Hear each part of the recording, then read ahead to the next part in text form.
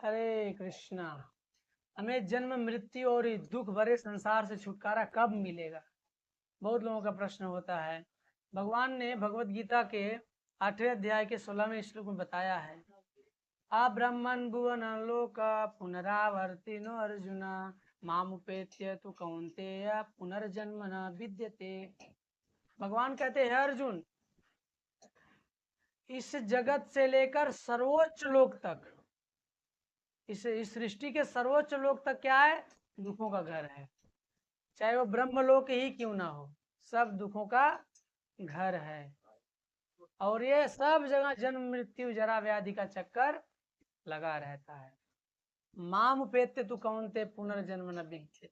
लेकिन यदि कोई मुझे प्राप्त कर लिया, उसका पुनर्जन्म नहीं, वो इस दुख भरे संसार से बाहर निकल सकता है। भक्तों, कोई चाहे कर्म योगी हो, ज्ञान योगी हो, हठ योगी हो, ध्यान योगी हो, कोई भी हो, जब तक वह कृष्ण भावनामृत में भक्ति योग का अभ्यास नहीं करेगा, तब तक ये जन्म मृत्यु के जरा व्याधि के चक्कर से मुक्ति नहीं मिलने वाली है। भक्ति योग ही ऐसी विधि है जो हमें इस जन्म मृत्यु के चक्कर से बाहर निकाल सकती है, निश्चित निकाल सकती है।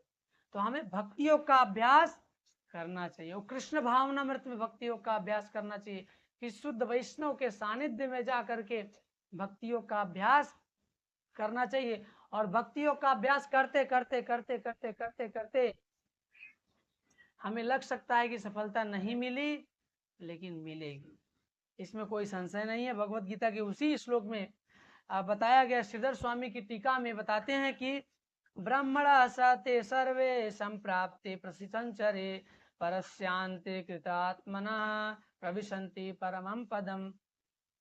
कहते हैं कि जब इस भौतिक ब्रह्मांड का प्रलय होता है, तो प्रलय के समय अलग अलग कर्मों के हिसाब से सभी जीवों को अलग अलग जगह भेजा जाता है ना।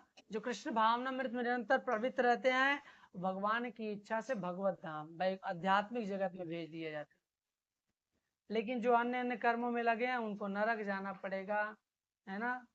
ये माया कहाँ ले जाएगी, कोई भरोसा नहीं है ना। राजदंड ए नदी तो डूबा, इतना दंड देती है ये माया, लेकिन फिर भी हम नहीं समझ पा रहे हैं इस बात को, और ना समझने के कारण दुखी हैं, और फिर बार बार जन्म मृत्यु जरा व्याधि के चक्कर में फंसते जा रहे हैं। तो बचने का एक ही उपाय है, कृष्ण भावनामृत अंगीकार करके, हरे कृष्ण महामंत्र को जप करके, भक्ति योग का अभ्यास करके इसी जीवन में भगवत धाम की प्राप्ति करें और अपने जीवन को सफल बनाएं। हरे कृष्ण।